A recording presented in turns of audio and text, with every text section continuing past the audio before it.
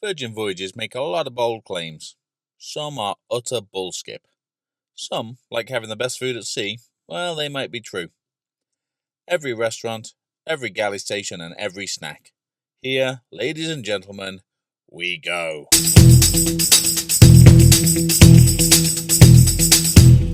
Let's not beat around the bush. There is the odd tastebud attack waiting to ambush you, and I was skeptical about the claims that every restaurant is a specialty restaurant. I was irritated by the twee malmaison language and the change for change's sake before I even boarded. So I was ready to slam the no main dining room setup, and I fully intended to correct the claim that Virgin Voyages do not have a buffet. But, on the whole, the food on board Scarlet Lady really is rocking. I booked all my dinner reservations on the Virgin Voyages app a week or two before boarding.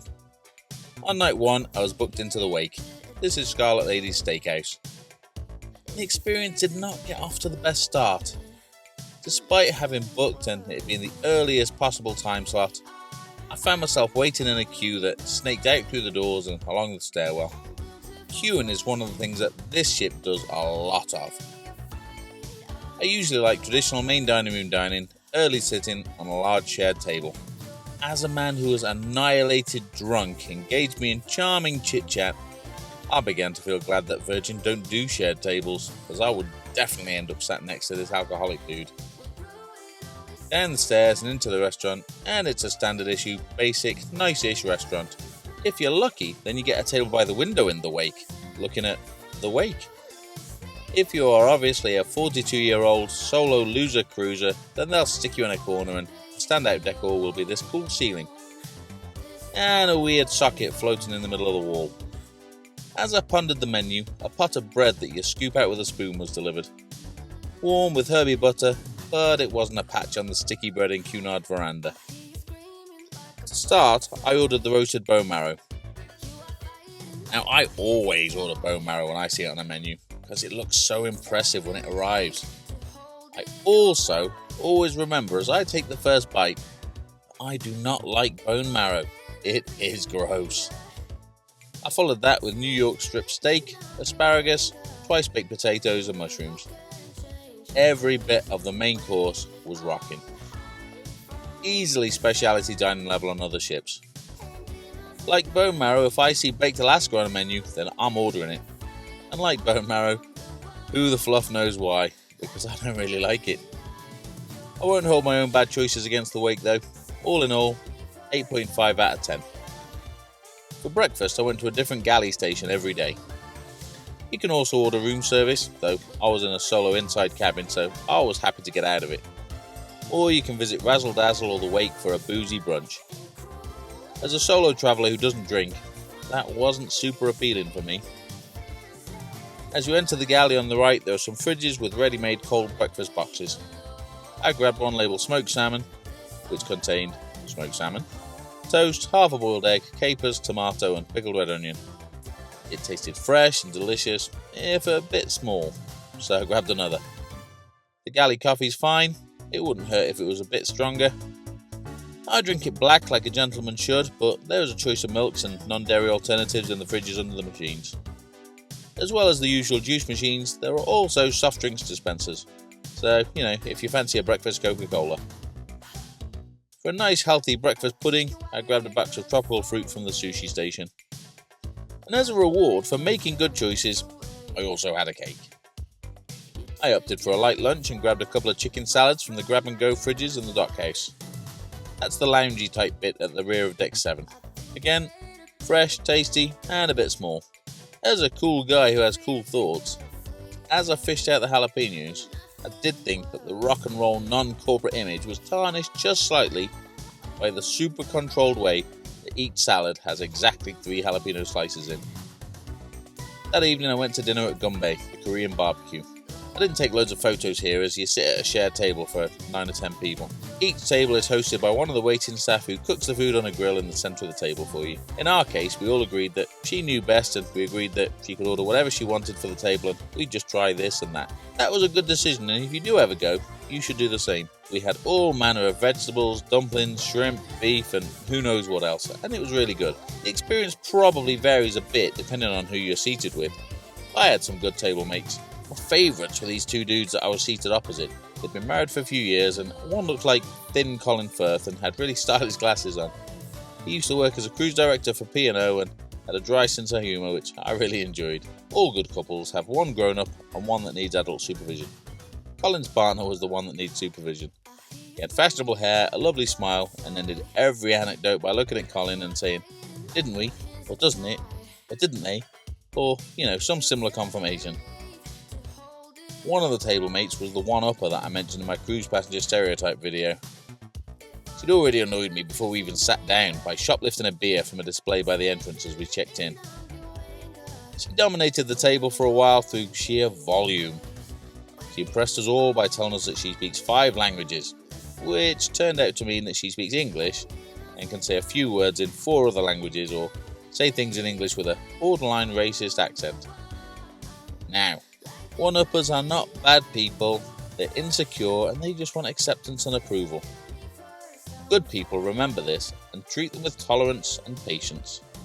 Of course, I'm not a good person, so when she initiated a game where we all tell 3 facts about ourselves and only one of them's true, because she wanted to show off again, I went nuclear and dropped in 3 facts that are super unusual and they were all true. It did disrupt her showing off. Honestly, I was the idiot in that situation. Just let these people show off. The lady to my right looked just like Tamara Beckwith. I don't think it was her, but who knows, nobody's seen her since 1996. To my left were 2 sweet older ladies who squealed excitedly at every new dish and asked every single time, "Oh, is it okay if I have some of that?" as the dish was passed around for people to take some. The chit-chat was good, our host was great, and the food was spectacular. Gumbae, 10 out of 10. For my next breakfast, I grabbed another box of fruit. And as a reward for making good choices, I also had banana, Nutella and jam on toast from hot off the press. I felt a bit ashamed when I ate this. It wasn't that good, and I don't eat Nutella anymore since I was at Chester Zoo and I read about orangutan habitats being destroyed for palm oil. Shame on me. At Grounds Club, where I stopped for a coffee, I picked a blueberry pastry of some kind and it wasn't very good. Empty calories that still made me fat but did not bring me any joy. At lunchtime, I stopped by the pizza place. This is a good little spot where smallish pizzas are freshly made. There's a regular menu that you can choose from and they have a special on each day as well. I had the special of the day, which was tomato, mozzarella, artichoke and anchovy. Now, I've never had anchovy on a pizza before and I was a bit apprehensive until I remembered that the Ninja Turtles used to love anchovy pizza. And when I tasted it, I couldn't believe that anybody ate this by choice. I suppose that's what you get for taking pizza advice from people who live in the sewer. Night 3 was dinner at Pink Agave, the Mexican restaurant. I was married to a Mexican girl for about 20 minutes when I was 19, so I did suffer a bit of PTSD, especially when my waitress came to look after me. Fortunately, it turned out that she was from Peru. I asked her to choose for me and just bring me whatever she recommended. She was a feeder.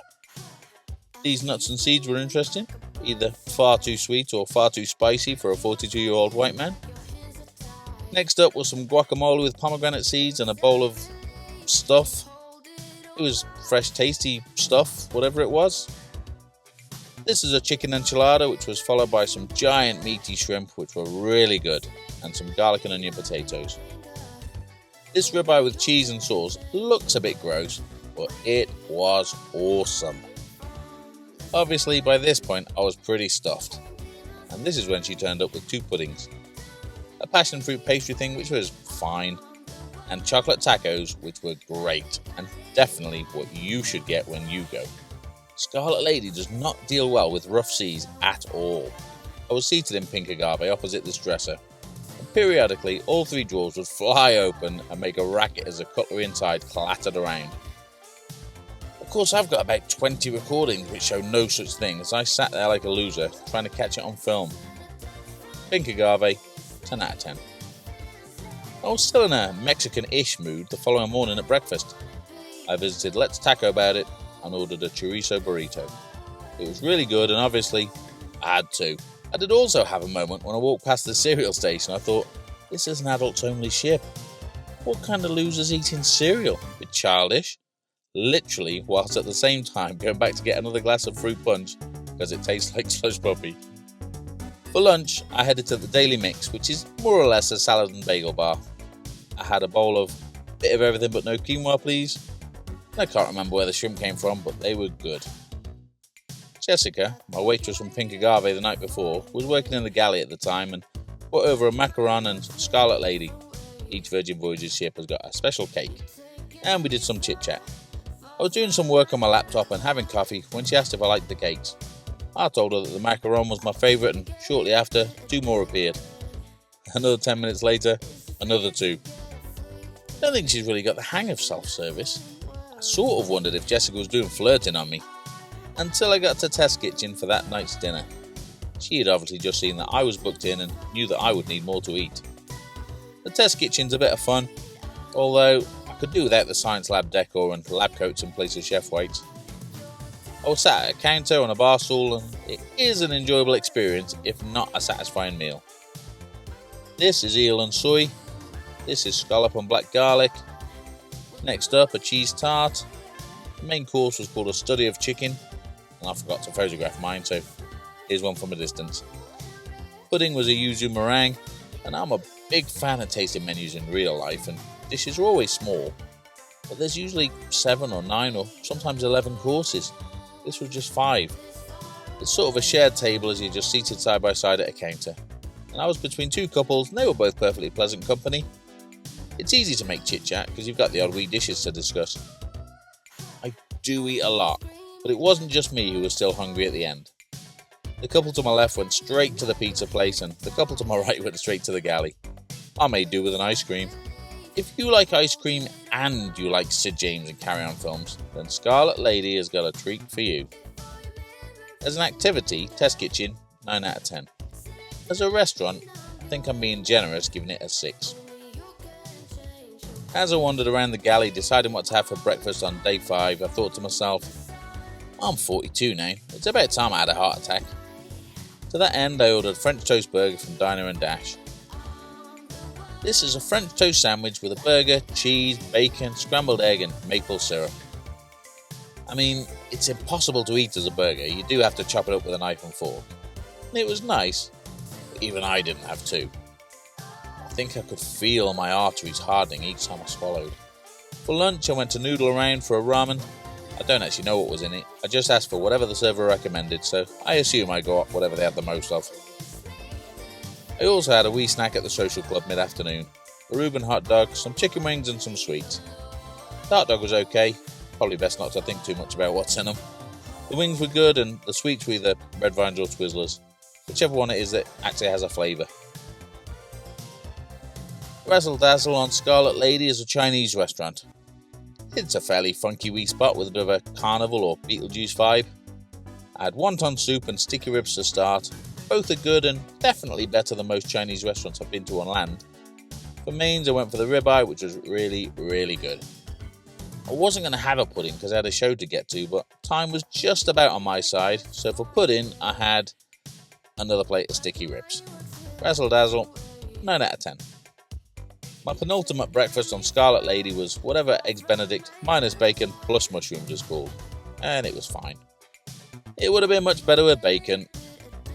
At lunchtime I thought, I haven't tried a burger, so I had a burger. I don't know what you're thinking. You're thinking a black burger? I bet that's disgusting. Well actually, yes it was.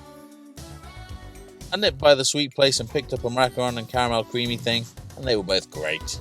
And because Jessica wasn't on duty, I only had to eat the 2. On the last night of this 6-night cruise, I went to the last of the 6 restaurants on board, extra virgin.